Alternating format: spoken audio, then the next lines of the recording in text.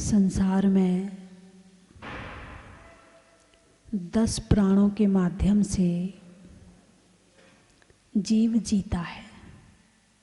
किसके माध्यम से? 10 प्राणों के माध्यम से।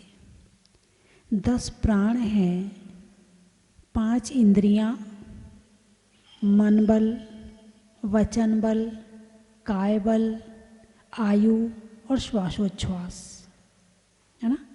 5 इंद्रियां। तो सारे जीव के 10 प्राण नहीं होते। किसके होते हैं पूरे 10 प्राण? 5 इंद्रियां पूरी किसकी होती हैं? देवताओं की, मनुष्यों की, नारकियों की और कुछ त्रियंचों की। सबकी नहीं होती हैं। तो 1 इंद्री, 2 इंद्री, 3 इंद्री, 4 इंद्री किस में होते हैं? त्रियंचों में होते हैं। तो 1 इंद्री जीव कौन है? पेड़, पृथ्वी, जल, अग्नि, वायु और वनस्पति। 2 इंद्री को आप जानते लट कैंचुआ। 3 इंद्री को आप जानते हैं चींटी, है ना। 4 इंद्री को आप जानते हैं मच्छर, मक्खी आदि, ये 4 इंद्री। और 5 इंद्री को जानते हैं कुत्ता, गाय, भैंस, है ना। संगी प्राणी है, मन सहित है। 5 इंद्रिय जीव, है ना, 10 प्राणों से। आपके पास कितनी इंद्रियां हैं? अरे बोलिए ना। 5। इंद्रियों से क्या काम करते हो? इंद्रियों से क्या काम करते हो? बाहर की वस्तुओं का जानना। क्या करते हो? बाहर की वस्तुओं को जानना। यानी बाहर की वस्तुओं का ज्ञान हमें इंद्रियों के माध्यम से होता है। हम का मतलब आत्मा। हम का मतलब आत्मा को बाहर का ज्ञान किससे होता है? बाहर आंखें ना हो तो बाहर की वस्तुओं को कैसे देखोगे? कान ना हो तो बाहर की आवाज़ों को कैसे सुनोगे, है ना। और स्पर्शन इंद्री ना हो तो बाहर का जो ठंडा, गरम, हल्का, भारी, रूखा, चिकना, कड़ा, नरम है वो कैसे जानोगे? यदि नाक ना हो तो खुशबू और बदबू कैसे आएगी बाहर की? और जिह्वा ना हो तो तरह तरह के व्यंजन का स्वाद कैसे आएगा, है ना। तो बाहर की वस्तुओं को जानने के लिए 5 इंद्रियां हैं। और इन 5 इंद्रियों के माध्यम से बाहर की वस्तुओं को हम जानते हैं। क्या करते हैं? जानते हैं। जानना और देखना, ज्ञाता और दृष्टा, ये आत्मा का स्वभाव है। क्या है? क्यों जानते हैं? क्यों देखते हैं? ना जाने, ना देखें, लेकिन नहीं, जानते भी हैं और देखते भी हैं। क्यों जानते हैं? क्योंकि आत्मा का स्वभाव ज्ञाता और दृष्टा है, जानना और देखना है। इसलिए हम अंदर से जिज्ञासु रहते हैं जानने के। अमेरिका में क्या हुआ, उधर क्या हुआ, वो कैसा लगता है, वो कैसा सुंदर है, उसकी खुशबू कैसी है, उसका स्वर कैसा है, वो स्वाद में कैसा है, बस इसी में लगे रहते हैं। तो आत्मा बाहर की वस्तुओं को जाने और देखे, इसके लिए 5 इंद्रियां हैं। लेकिन क्या आत्मा केवल बाहर को ही जानती रहे, खुद को ना जाने? जो खुद को जानने लगता है वो भगवान बन जाता है, और जो केवल बाहर को ही जानता है वो बाहर ही भटकता रहता है, संसार में ही भटकता रहता है। तो इन इंद्रियों से यदि बाहर का स्वाद आदि का काम होता है, देखने आदि का काम होता है, तो इंद्रियों से क्या धर्म नहीं हो सकता? अरे बोलिए ना। जो इंद्रियां राजमहल और ताजमहल देख रही हैं, वो इंद्रियां क्या भगवान के दर्शन नहीं कर सकती हैं? जो पांव होटल में, क्लब में और यहाँ वहाँ भाग रहे हैं, क्या वो पांव तीर्थ यात्रा नहीं कर सकते हैं? जो कान दुनिया के गाने सुनती है, दुनिया की बातें सुनती है, दुनिया की निंदा बुराई चुगली सुनती है, क्या वो कान जिनवाणी नहीं सुन सकते हैं? अरे बोलिए ना। हैं? जो मुंह केवल खाने के लिए खुला रहता है सुबह से शाम तक, क्या इस मुख से प्रभु के भक्ति नहीं हो सकती है? क्या भजन नहीं गाए जा सकते हैं? अरे बोलिए ना। तो इंद्रियां मिली क्यों हैं? केवल बाहर दुनिया देखने के लिए या धर्म करने के लिए? अब विचार करो, हैं? क्या क्यों मिली हैं? जो सारी जिंदगी इंद्रियों का सदुपयोग करता है, स्वाध्याय करता है, दर्शन करता है, भजन सुनता है, पाठ सुनता है, भक्तांबर सुनता है, उसका मुंह इन सब चीज़ों को बोलता है, तो जब उसका बुढ़ापा आता है ना, तो वो बिल्कुल परेशान नहीं होता है। क्यों परेशान नहीं होता है? वो इसलिए परेशान नहीं होता है कि जीवन भर उसने जो पढ़ा है, अब उसे ध्यान में बैठकर उसका चिंतन मनन करेगा, उसका विचार करेगा। उसे दूसरे की जरूरत नहीं पड़ेगी मन लगाने के लिए। मन लगाने की जरूरत उसको पड़ती है दूसरों की, जिन्होंने अपने में कभी मन नहीं लगाया हो, जिन्होंने स्वाध्याय ना किया हो, जिन्होंने ध्यान ना किया हो, उन्हें दूसरों की जरूरत पड़ती है।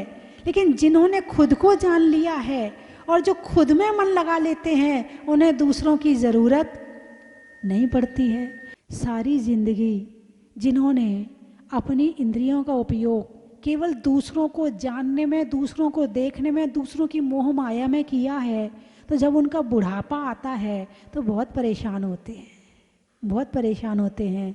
क्यों परेशान होते हैं? वो इसलिए परेशान होते हैं कि अब आँखों से दिख नहीं रहा, कानों से सुन नहीं रहा, मुंह से बोला नहीं जा रहा, आँखों से स्वाध्याय नहीं किया जा रहा, ध्यान कभी किया नहीं है तो मन लगता नहीं है ध्यान करने में, मन उस ओर जाता ही नहीं है। फिर वो व्यक्ति बड़ा परेशान होता है। क्यों? पहले तो भाग भाग के सारी दुनिया में घूम लेता था, अब कहीं भाग नहीं पाता क्योंकि पाँव खराब हो गए। पहले खूब हाथों से काम करता था, अब काम करने की शक्ति नहीं बची। वो जब काम करने की शक्ति नहीं बची तो सबने रिटायर कर दिया। 60 साल में सरकार ने कह दिया अब तुम हमारे काम के नहीं हो। घर में काम ना करो तो घर वालों ने कह दिया तुम हमारे काम के नहीं हो। और जब तुम किसी के काम के नहीं रहोगे ना, तो फिर तुम्हें कोई पूछने वाला नहीं है। फिर बैठ जाओ अपने दरवाजे पे एक लाठी लेके कि घर के बच्चे बाहर ना चले जाएं और बाहर का कुत्ता अंदर ना आ जाए। बस बैठ जाओ। और बुढ़ापे में नींद आती नहीं, खाया जाता नहीं है, रोटी भी पचती नहीं, ककड़ी भी चपती नहीं, पड़ा पड़ा मर रहा, हाय हाय कर रहा, बहुएं हैं कोसती, नाती घसीटते, बच्चे हैं पीटते। अब ऐसे में सोचे धर्म हो जाए तो कहाँ से हो जाएगा? तो जिसने जवानी में धर्म किया है वो ही बुढ़ापे में धर्म कर पाता है, और जिसने जवानी में धर्म नहीं किया है वो बुढ़ापे में भी धर्म नहीं कर पाता है। इसलिए ज़रूरी है कि जिस उम्र में आप संसार के काम करते हो, जिस उम्र में आप टीवी देखते हो, उसी उम्र में आप प्रवचन सुनो, उसी उम्र में आप भजन सुनो। और जब वो भजन सुनते सुनते याद हो जाएंगे तो जैसे गाय है दिन भर खाती है, रात को बैठ के आराम से जुगाली करती है, नींद नहीं आ रही उसको, क्या करे, बैठे बैठे जुगाली करती है। तुमने जो जिंदगी भर में पढ़ा है अब बुढ़ापे में बैठकर जुगाली करो। जवानी में बहुत धर्म करना चाहते थे मगर फुर्सत नहीं मिलती थी क्योंकि काम भी करना पड़ता था। कर्म भूमि है, काम नहीं करोगे तुम्हें कोई पूछने वाला नहीं है। यानी तुम जवानी में काम ना करो तो तुम्हें कोई जवानी में ना पूछे। बुढ़ापे की तो छोड़ो, बुढ़ापा आया तब तो काम किया ही नहीं जा रहा है, बस की है ही नहीं करने की। लेकिन जवानी में यदि काम नहीं करोगे तो तुम्हें कोई पूछने वाला नहीं है। क्यों? इसमें कारण वो नहीं है, इसमें कारण काल है। ये काल दोष है। काल क्या कह रहा है? कर्म भूमि, कर्म करो। और ये दोष भी नहीं है, ये गुण है। जहां पर भोगों के लिए पुरुषार्थ किया जा सकता है वहीं योगों के लिए पुरुषार्थ हो सकता है। जहां पर कर्म किया जा सकता है वहीं धर्म करने की शक्ति है। जहां केवल भोग ही भोग हैं वहां धर्म भी नहीं होता है। भोग भूमि में क्या है? भोगते रहो भोग, वहां धर्म है ही नहीं है। स्वर्ग में केवल चौथा गुण स्थान है, पांचवा है ही नहीं है। नरक में केवल चौथा गुण स्थान है, पांचवा है ही नहीं है। पशु गति में पांचवा है, छठा है ही नहीं है। लेकिन मनुष्य बन के आप पहले गुण स्थान से 14 गुण स्थान, पहले में तो हो ही, उससे उठ कर के आप 14वें गुण स्थान तक पहुंच सकते हो। उसका नाम है कर्म भूमि। इसे श्रेष्ठ भूमि कहा जाता है, क्योंकि यहाँ मोक्ष का पुरुषार्थ हो सकता है, यहाँ सुख का पुरुषार्थ हो सकता है। यहाँ मिलता नहीं है, यहाँ कमाना पड़ता है। क्या कहा? जहाँ कमाने पर मिले, तो कमाने पर जब धन मिल सकता है तो कमाने पर धर्म क्यों नहीं मिल सकता है? इसलिए यहाँ से मोक्ष जाते हैं। हाँ, अभी पंचम काल है, अभी मोक्ष नहीं जा सकते हैं, लेकिन यही भूमि में जब चतुर्थ काल आएगा तो मोक्ष का रास्ता खुल जाएगा। तो एक व्यक्ति ने पूछा, बोले जब अभी मोक्ष मिलना नहीं है तो दीक्षा क्यों लें, धर्म क्यों करें? सही बात है, प्रश्न हो सकता है, प्रश्न कुछ भी हो सकता है। यदि अपने चिंतन मनन की शक्ति ना हो तो प्रश्न कुछ भी हो सकता है ना। तो बोले जब धर्म इसमें मोक्ष नहीं जा सकते तो धर्म करने की क्या जरूरत है? जब आएगा चतुर्थ काल तब धर्म कर लेंगे, मोक्ष चले जाएंगे। तो मैंने कहा, जो व्यक्ति आम का पेड़ लगाता है वो खा नहीं पाता है, फिर वो पेड़ क्यों लगाए? जब उसे खाने को मिलना नहीं है तो पेड़ क्यों लगाए? अच्छा, आम के मौसम में कब आता है आम का मौसम? गर्मियों में। तो जब गर्मी आएगी तब आम आ जाएंगे। अभी इतने सारे पेड़ खड़े क्यों कर रखे 8 महीने? 4 ही महीने तो आम आएंगे, 8 महीने तो बेकार है ना, काट दो उनको। लेकिन नहीं, यदि पेड़ लगा रहेगा तो मौसम आएगा तो फल आ जाएंगे, और पेड़ ही नहीं रहेगा तो फल किस में आएंगे? ऐसे ही तुम धर्म करते रहोगे, पुरुषार्थ करते रहोगे तो तुम चतुर्थ काल में जन्म भी ले पाओगे। और तुमने अभी धर्म नहीं किया तो पता नहीं नरक में चले जाओ कि त्रियंच गति में चले जाओ, फिर चतुर्थ काल आएगा और चला जाएगा, तुम भटकते रह जाओगे।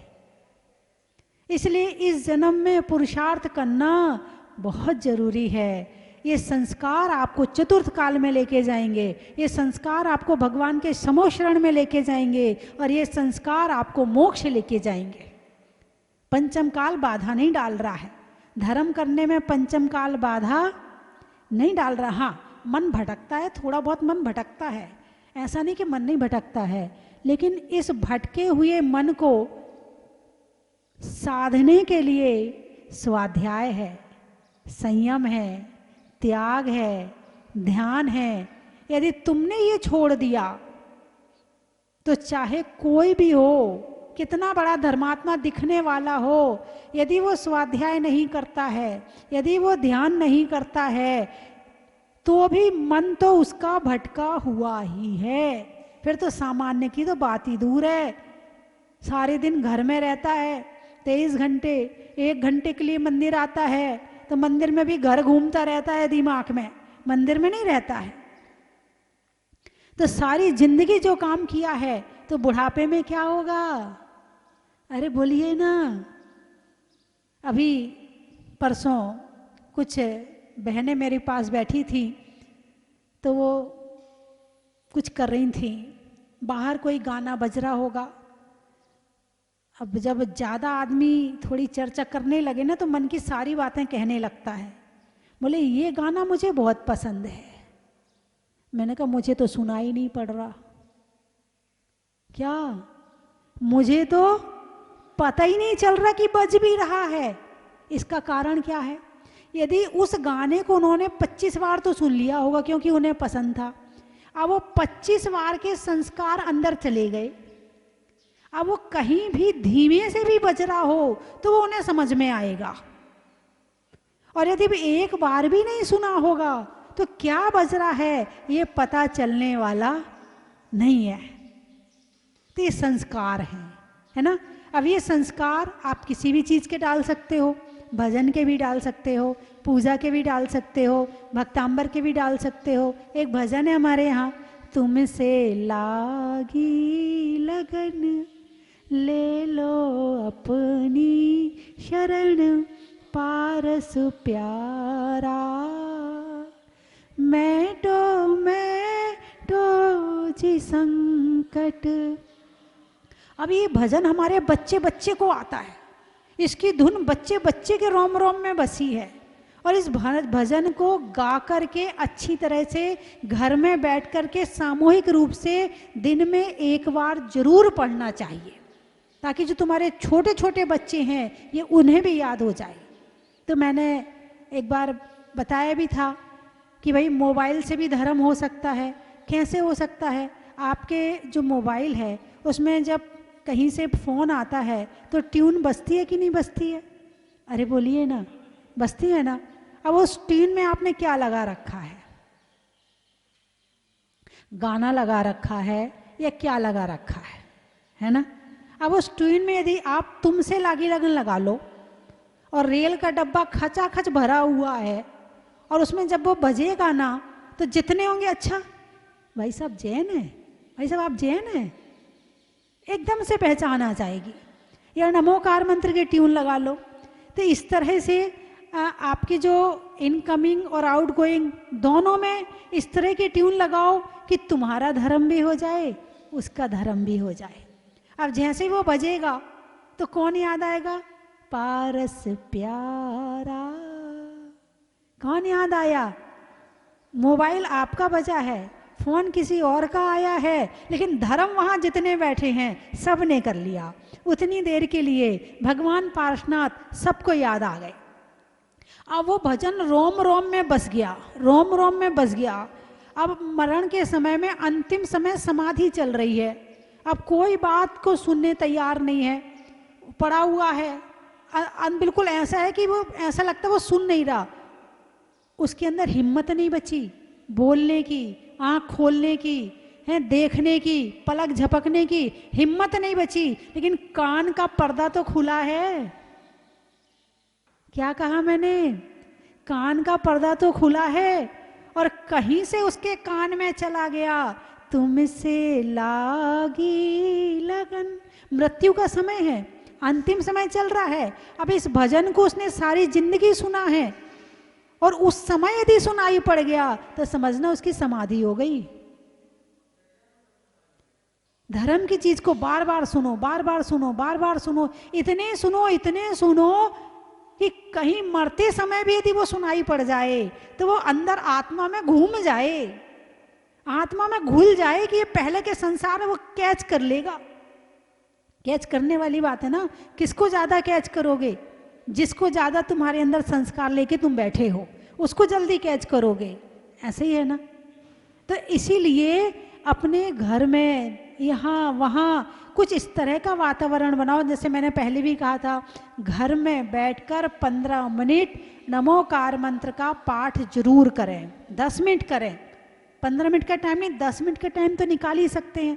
बच्चों को बिठा लें कि सबको बिठा लें, टीवी बंद करते हैं, मोबाइल बंद करते हैं, 10 मिनट घर में बैठकर नमोकार मंत्र का पाठ, तुमसे लागी लगन, मेरी भावना और एक आध कोई स्तुति और ले लो।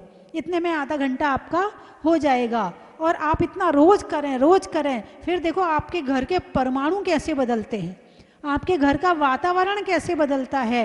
और जो आपके बच्चे हैं ना, कई बार बच्चे आते हैं तो घर वाले कहते बेटा नमोकार मंत्र सुना, नमोकार मंत्र सुना। अच्छा वो शुरू हुआ, उसका हाथ कहीं है, पाँव कहीं है, आँखें कहीं हैं, और नमो का नमो अरियंताड़म, नमो सिद्धाड़म, नमो आइलियालम, नमो लोई छब छाउड़म, वो अध्यायाणम खा गया। भाई क्यों खा गया? आपने याद तो करा दिया मगर दोहराया नहीं, उसे बार बार याद नहीं करवाया, उसे पढ़ने के लिए नहीं कहा, उसे सुनाया नहीं। लेकिन यदि आपके घर में नमोकार मंत्र का पाठ रोज होता होगा तो फिर बच्चे को सिखाने की जरूरत नहीं है, उसके मुख में उस नमोकार मंत्र का वास हो जाएगा, उसकी जिह्वा में नमोकार मंत्र का वास हो जाएगा। अब वो बुढ़ापे तक कभी नमोकार मंत्र भूलने वाला नहीं है। तो बंधुओं, बुढ़ापा क्या? बुढ़ापा बचपन खोया फिर भी नहीं रोया। बचपन खोया यानी बचपन से बड़े हो गए। बचपन खोया फिर भी नहीं रोया। फिर जवानी खोई, जवानी के बाद बुढ़ापा आया। फिर जवानी खोई, आंख फिर भी ना रोई। क्या? बचपन खोया फिर भी नहीं रोया, जवानी खोई, आंख फिर भी नहीं रोई, तो बुढ़ापा जाने पर क्यों रोते हो? तो बुढ़ापा जाने पर क्यों रोते हो? खुश क्यों नहीं होते हो? जिंदगी ने तो बचपन जवानी छीनकर, मौत ने तो बुढ़ापा छीनकर बचपन दिया। बुढ़ापे ने बचपन दिया, मृत्यु ने बचपन दिया। किसने? बुढ़ापे के बाद बचपन कब आएगा? जब मृत्यु हो जाएगी तभी तो आएगा, है ना? बचपन दिया और तुमने मौत को धन्यवाद भी ना दिया। मृत्यु ने बुढ़ापा छीनकर तुम्हें बचपन दिया और तुमने मौत को धन्यवाद भी ना दिया। कृतज्ञ कौन, कृतज्ञ कौन? निर्णय तुम्हें करना है। तो बुढ़ापा, अब आप बताइए, अच्छी चीज है कि बुरी चीज है? संसार की कोई भी चीज ना अच्छी है ना बुरी है। उसका उपयोग करने का तरीका क्या है उस पर निर्भर करता है कि वो अच्छी है या बुरी है। अच्छा बताओ, मोबाइल अच्छा है कि बुरा है? अच्छा, कौन सा पक्ष अच्छा लगता है, कृष्ण पक्ष की शुक्ल पक्ष? अब आपको पता ही नहीं चलता। चलो आप तो फिर भी जानते कृष्ण पक्ष शुक्ल पक्ष होते हैं, लेकिन ये आने वाली पीढ़ी तो जानती नहीं कि जिस समय लाइट नहीं थी उस समय चंद्रमा दिखता था, है ना? आज बच्चों ने मेरे ख्याल से महीनों से चंद्रमा नहीं देखा होगा। नहीं देखा ना? बच्चे बैठे हैं बताएंगे, बेटे कब से चंद्रमा नहीं देखा आपने? कभी देखा आपने? कुछ दिनों के पहले देख लिया था, शरद पूर्णिमा पे देख लिया होगा। सब लोग कहते हैं बहुत अच्छा होता है देखना, इसलिए देख लिया होगा छत पे जाके। अब छत पे कोई जाता ही नहीं है। अब वो एसी कूलर और टीवी देखना है तो एसी कूलर मिल गया, वातावरण सही मिल गया, छत पे जाने की जरूरत ही नहीं है।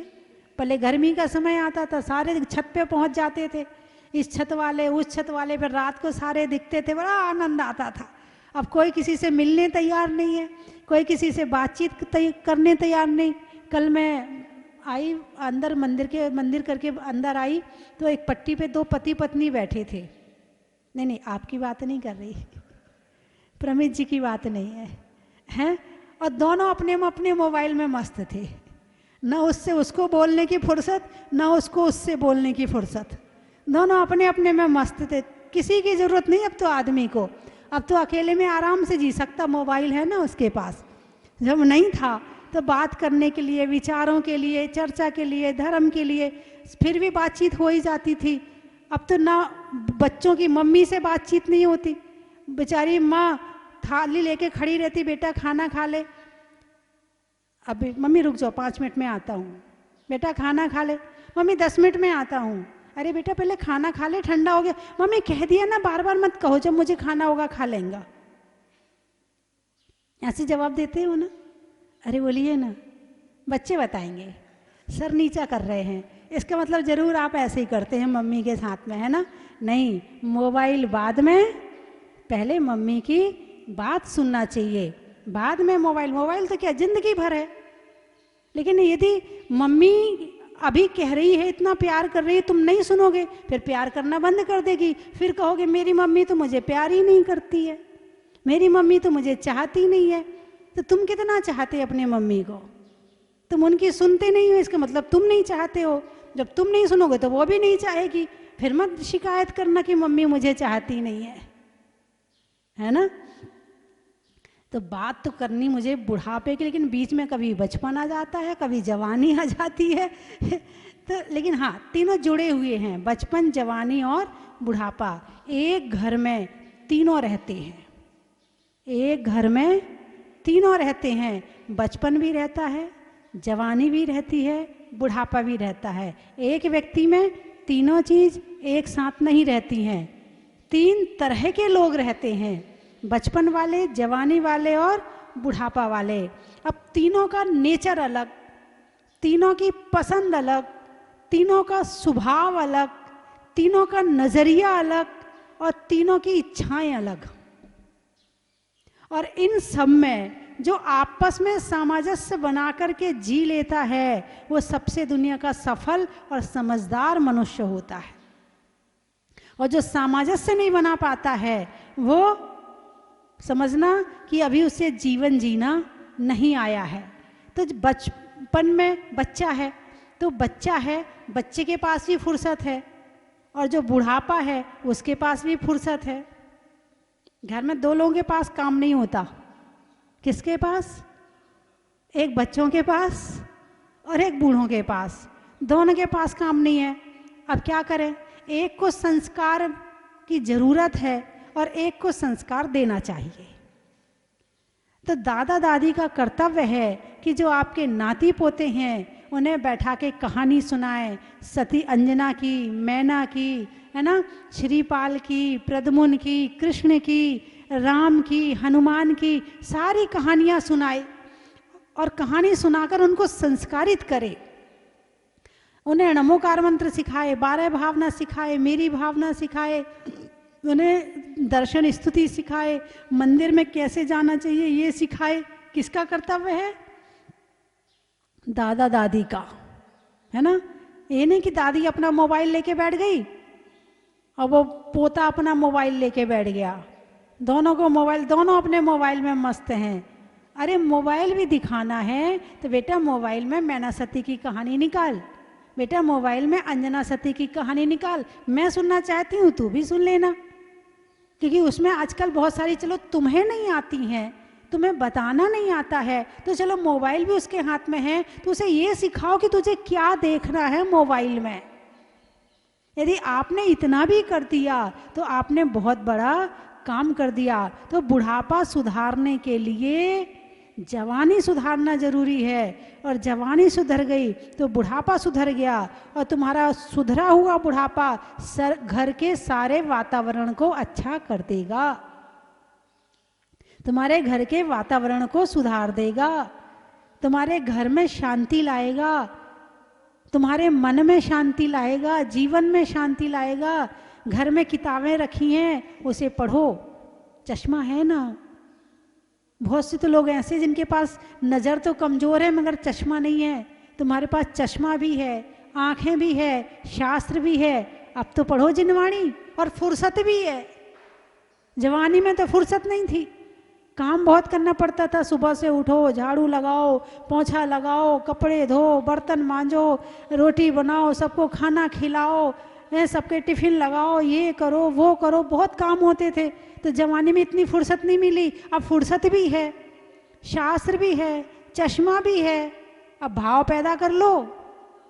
पहले भाव थे, जब काम था तब भाव थे कि मुझे धर्म करना है, मुझे स्वाध्याय करना है, और जब समय आया करने का तो भाव खत्म हो गए।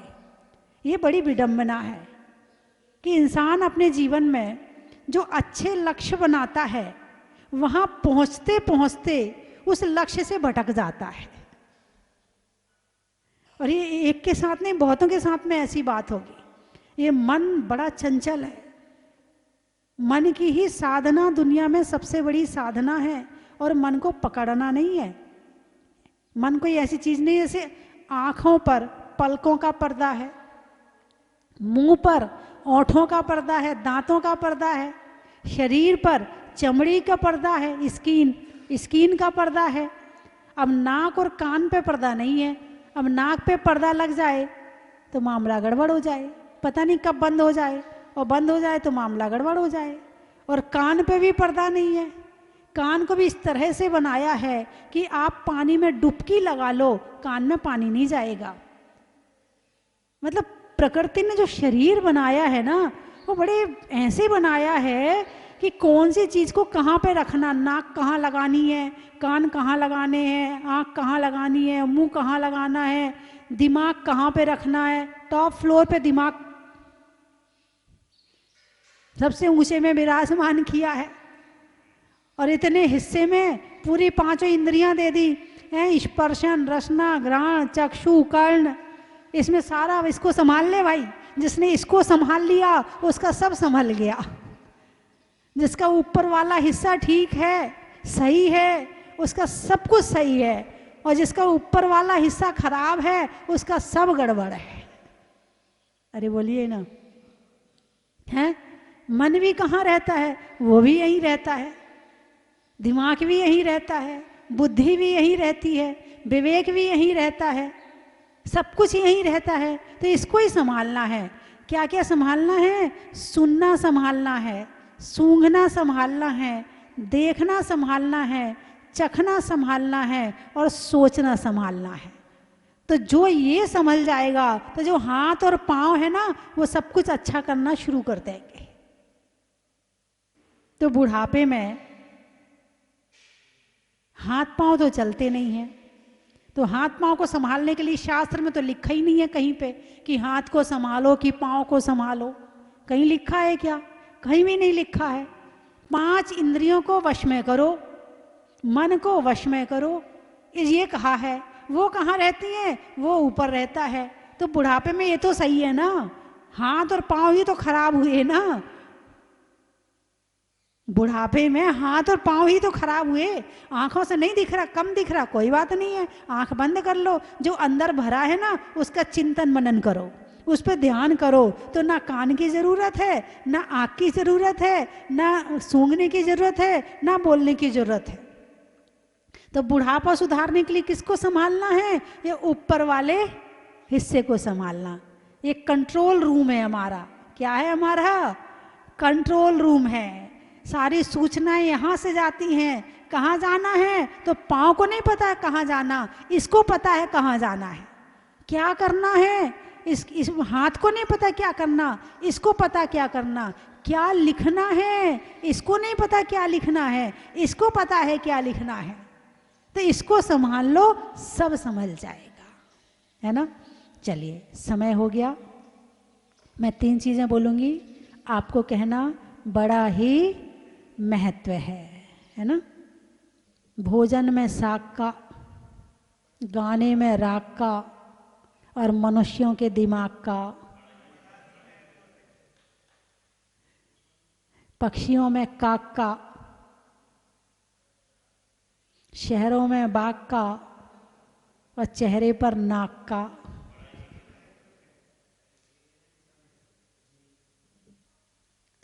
होने में भव्य का, नहीं होने में अभव्य का, और हमारे मुख में जिह्वा का, रहने में मकान का, व्यापारियों की दुकान का, और सुनने के लिए अच्छी बातों में कान का। पक्षी में पाख का, पेड़ में शाख का, और पेड़ों हमारे देखने के लिए आँख का। महिलाओं में पर्श का, प्रभु के दर्श का, और इंद्रियों में स्पर्श का। भव से तारने का, प्रभु चरणों में सब कुछ वारने का, और अपने जीवन को सुधारने का। सलाइयों में सूजा का, मिठाइयों में गूजा का, और दिवाली पर भगवान की पूजा का। सावन की घटा का, रसोई में पटाखा, और आने वालों में कोटा का। गाने में सुर का, नृत्य में नूपुर का, और आने वालों में धौलपुर का और जयपुर का। अनाज में चना का, गर्मी में पन्ना का, और आने वालों में गुना का। सर्दी में साल का, झुकाने में भाल का, भाल यानी माथा, झुकाने में भाल का, और आने वालों में भोपाल का। सुनने में ईयर का, छोड़ने में बियर का, और आने वालों में ग्वालियर का। बोलिए 24वें भगवान की। नाथ भगवान की जय। मैं करीब साल भर पहले यहाँ पे आई होंगी और उसके बाद वापस बहुत ही ज़्यादा एक ऐसी भावना थी कि मैं जल्दी से मुंसोनाथ भगवान के दर्शन करूं, और बाबा ने आज दर्शन के लिए बुलाया है। हम बहुत बहुत ज़्यादा धन्य हैं। आज हमारी दिवाली हो गई है और मैं मेरे पूरे परिवार के साथ यहाँ पे आई हूँ। मेरे दोनों बेटे बहू मेरे साथ हैं और दर्शन करके शांति धारा देख के करके बहुत अच्छा लगा है। Thank you. खुशी हुई, इतना बढ़िया जगह, इतनी बढ़िया शांति धारा हुई, उसके लिए मैं कमेटी से बहुत बहुत धन्यवाद देता हूं और पारस चैनल को भी बहुत बहुत धन्यवाद देता हूं। इस तरह की रिकॉर्डिंग पूरे विश्व में इसकी प्रशंसा हो रही है। मैं माता जी को भी साधुवाद, बहुत बहुत प्रसन्नता से भगवान आशीर्वाद मुझे प्रदान करे।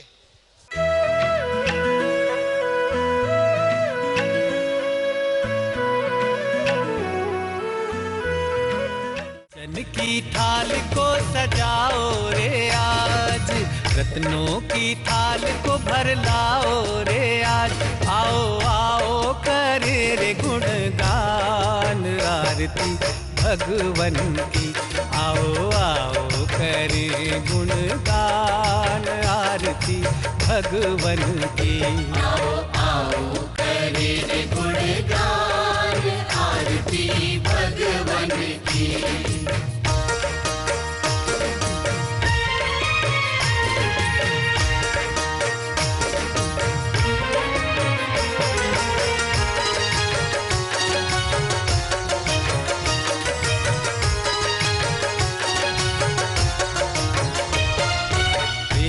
सुमित्र के राज दुलारे, माँ पद्मा जी के नैनों के तारे। पिता सुमित्र के राज दुलारे। अपने इस मानव भव को सफल बनाने का आपके जीवन में आया है अभूतपूर्व अवसर। स्वस्ति धाम प्रणेत्री परम विदुषी लेखिका भारत गौरव आर्यका श्री स्वस्ति भूषण माता जी की पावन प्रेरणा एवं मंगल आशीर्वाद से मध्य प्रदेश की धन्य धरा पर स्थित सिद्ध क्षेत्र सोनागिर के पवित्र पर्वत पर बन रहा है भव्याति भव्य सहस्त्रकूट जिनालय। आप अपने व अपनों के नाम से एक प्रतिमा अथवा एक से अधिक प्रतिमाएं विराजमान कर सहस्त्र पुण्य के भागीदार बने। एक प्रतिमा की न्यौछावर राशि 1,11,000 रुपए मात्र। अपनी स्वीकृति प्रदान करने हेतु दिए गए नंबरों पर शीघ्र संपर्क करें।